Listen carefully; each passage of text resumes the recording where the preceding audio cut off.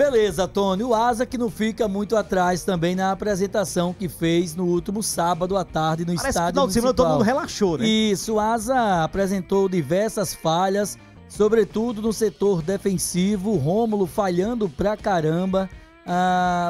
E as reclamações que ocorreram tanto durante o jogo, pós-jogo e segue nas redes sociais são reclamações justas, porque o Rômulo de fato jogou muito abaixo. E depois que o Bené foi substituído, aí o Asa perdeu também no time defensivo a questão da bola aérea, né, defensiva, porque o Bené era quem salvava ali, interceptava essas jogadas aéreas dentro da grande área, né, com a saída do Bené. E aí o Asa passou a sofrer um pouco mais. O Asa não apresentou um futebol consistente, vi muitos torcedores hoje falando porque o time jogou com 3 zagueiros, iniciou com 3 zagueiros, com 3 volantes, não tem um homem de armação, o Didira jogando no setor de ataque como um 9 ali, correndo, não pode e tal, enfim.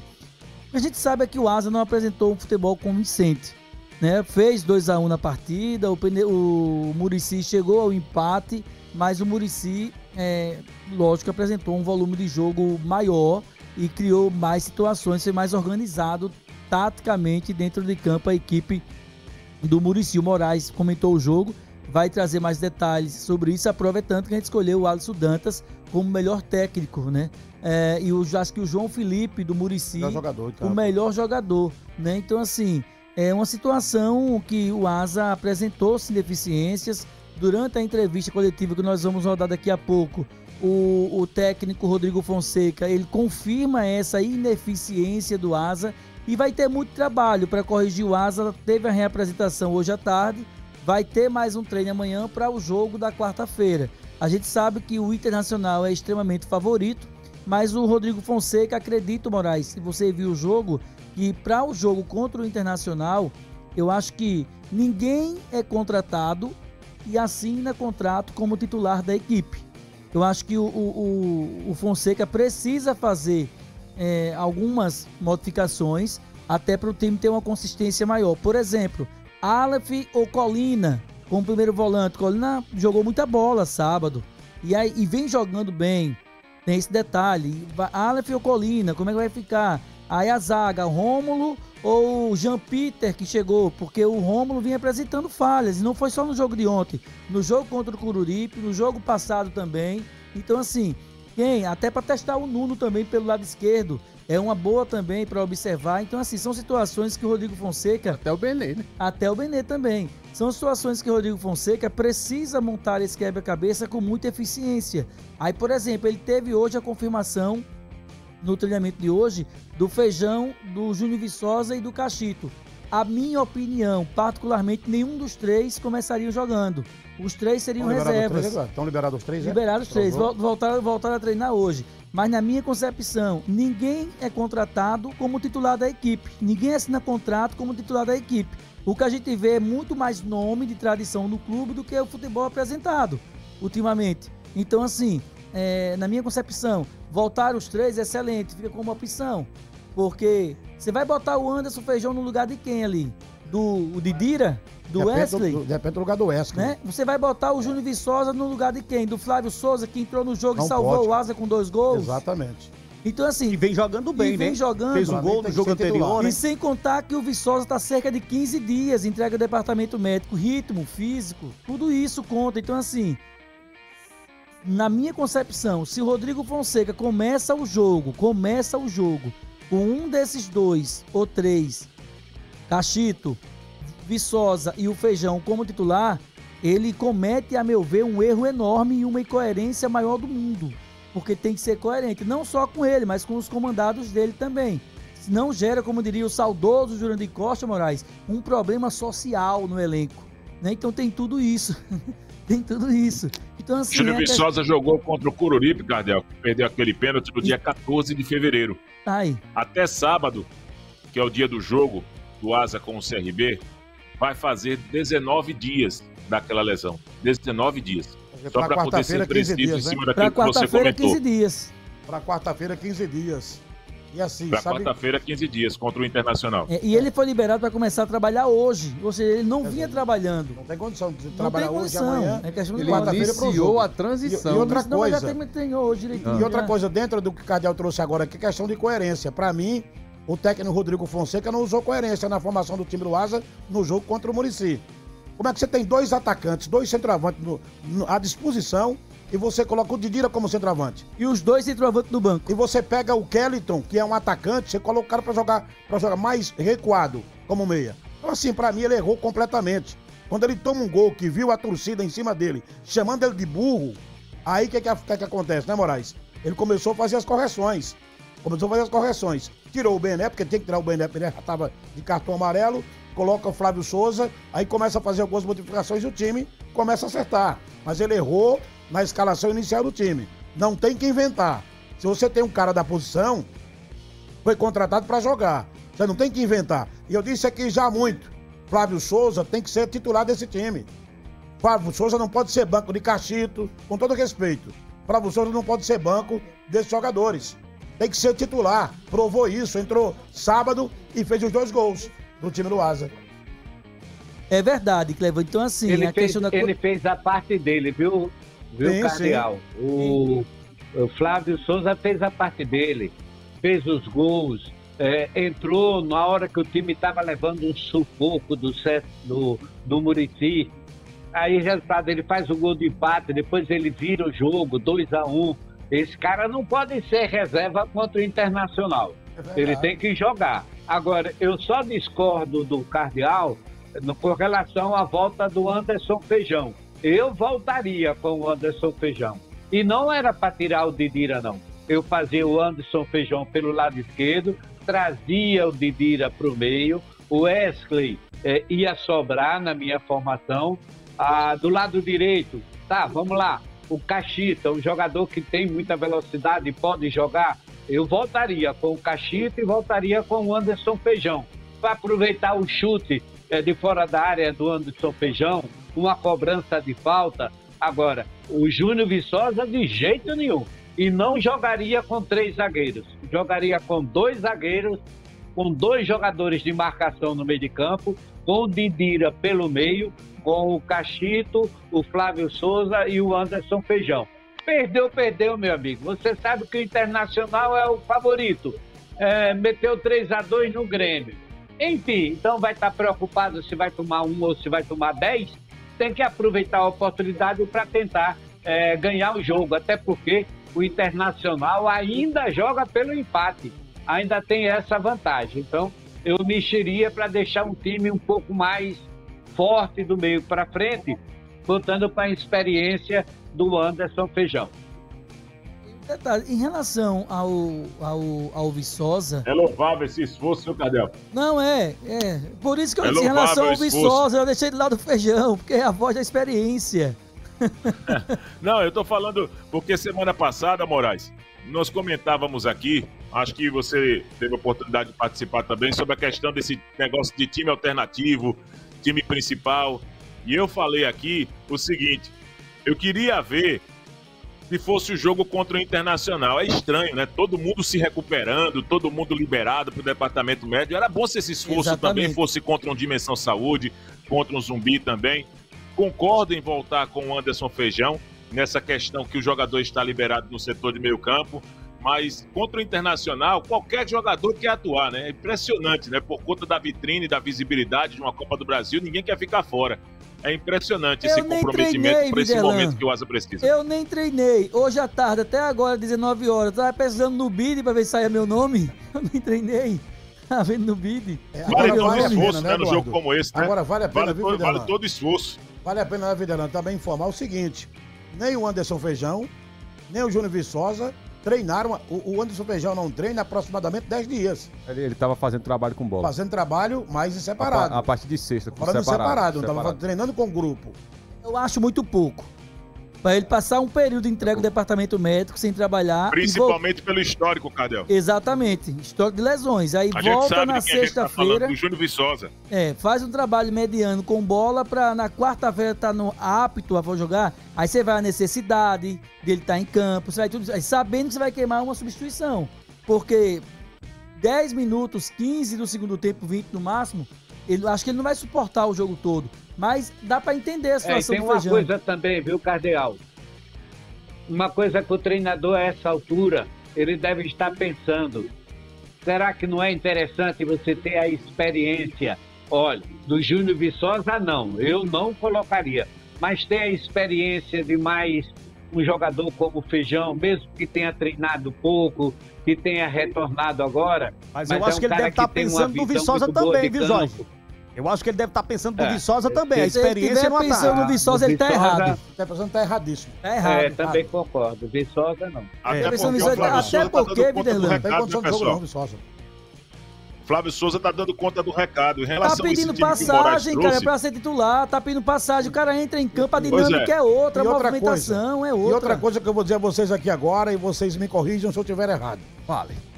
Na verdade, eu não erro. A única vez que eu errei foi quando eu pensei que estava errado. Agora... Tá bom. Presta atenção. Pelos que eu já vi jogar, Moraes, e eu disse isso na transmissão no último sábado, o Flávio Souza é um dos poucos atacantes, centroavante, que faz um pivô com perfeição no campeonato dos atacantes que eu já vi jogar no futebol alagoano. O Flávio Souza é um dos centroavantes que eu vejo que faz melhor do que qualquer um outro. Melhor até do que os grandes lá da capital do estado. Menos do Ocel. O meu ataque contra o Internacional, Flávio Souza e o Kellyton. Pra mim, seriam os dois. Agora, era isso que eu ia falar. Problema. Tá jogando pra poder bem, levar problema, viu, Viderlan? Para o técnico do time do Asa, o Fonseca, só para levar problema para ele. O meu time seria Flávio Souza e mais 10. Exatamente. Concordo contigo. Eu é isso concordo mesmo, também, Moraes. Tem que ser o Flávio Souza. Eu pensei igual você. Tem a questão, Viderlan, do torcedor ter um xodó pelo Júnior Viçosa. Tem a questão de tudo isso. Sabe porque o Júnior Viçosa representa muito pro Asa. Meu amigo, a gente tá falando do futebol do momento, de agora. O que ele representa é a história, é passado. O Júnior Viçosa não nos dá segurança, Cardel. E o Asa tem que entender nesse momento que existe compromisso trabalhista com o jogador. E um jogador, não é só o Júnior Viçosa não, qualquer um parado, qualquer um no departamento médico, o clube também está tendo prejuízo. Não é só o jogador que está tendo prejuízo. O Asa precisa pensar nessa situação também. Se tem hoje um atacante que está conseguindo suprir uma carência que o Asa teve durante toda a temporada, quando o Júnior Viçosa se machucou em outros momentos, porque foi assim no ano passado no Alagoano, foi assim na Série D do Campeonato Brasileiro, quando o Asa não tinha Júnior Viçosa, parecia que não tinha ninguém, era melhor colocar um pedaço de pau ali no ataque e a bola batia pro gol. Então, hoje tem um Flávio Souza que está assumindo essa responsabilidade. Por que não deixar o Júnior Viçosa para entrar no segundo tempo? Montar uma estratégia para dar, por exemplo, 35 minutos, 30 minutos do jogador, para que ele possa voltar num processo natural. Que ansiedade é essa? Que imediatismo é esse? De querer colocar o Júnior Viçosa logo de cara numa situação como essa. Eu diria que é até a questão de um desrespeito para quem tem mais ritmo, quem tem jogado, quem tem atuado 90 minutos como o Flávio Souza e quem tem conseguido dar conta do recado e quem tem trabalhado com 100% de condições. Sempre disse isso. Em relação ao time que o Moraes colocou, a única coisa que eu faria uma mudança em relação ao time que o Jorge Moraes colocou era exatamente no meio campo. Eu deixaria o Wesley com o Aleph, sim. Colocaria o Kellyton, Didira, como ele mesmo disse, o Feijão e o Flávio Souza. Tá fechado o time no meio campo, do meio campo do ataque. Concordo plenamente. É essa situação que eu faria. Eu faria diferente aí, no sistema defensivo. Eu não entraria com 3 zagueiros. Entraria com 2. Entraria com 2. A questão dos 3 zagueiros, pra mim, hoje, com o Rodrigo Fonseca, me passa mais confiança. Eu não vi o último jogo, não posso ser leviano, senhores. Contra o Muricy. A não ser que mas pelo que estava vendo do Asa, ele entre com 3 zagueiros, pra mim, me parece que o Asa é mais... Ele se adapta melhor àquilo que o Rodrigo Fonseca enxerga. Tudo bem, a não ser que ele vá com 3 zagueiros, mas que precisa ter personalidade. Tira o Rômulo, descansa um pouco e bota o Jampita ou o Nuno. Porque... Você sabe o que é que acontece, já Moraes? vem falhando muito o Rômulo, cara. Sabe o que é que acontece, Andrezão? O treinador, muitas vezes, para não querer arrumar um problema com a torcida, porque suponhamos que ele coloque o Júnior Viçosa no banco de reservas. Alguns torcedores, não vou dizer a torcida, porque quando você fala a torcida, você está colocando todo mundo aqui no mesmo patamar, não é verdade? mas alguns segmentos da torcida, em caso de um resultado negativo, vai dizer, porque o treinador é burro, não começou o jogo com o Júnior Viçosa por conta desse apego, esse sentimento que o Cardeal acabou de colocar aí numa situação como essa.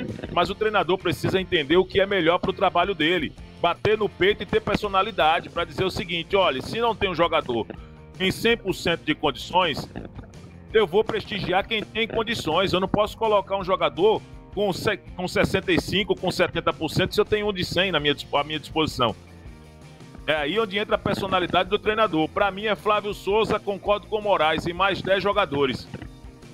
Vocês também, assina embaixo de tudo. Flávio Souza e mais 10. Acho que a grande questão entre os 3 zagueiros e 2 zagueiros para o jogo contra o Inter é justamente o que ele vai fazer com a dinâmica de movimentação do meio para frente. Nesse jogo contra o Muricy, se a gente pegar os recortes, principalmente os 2 gols que o Asa toma, não são 2 gols com jogadas criadas pelo Muricy.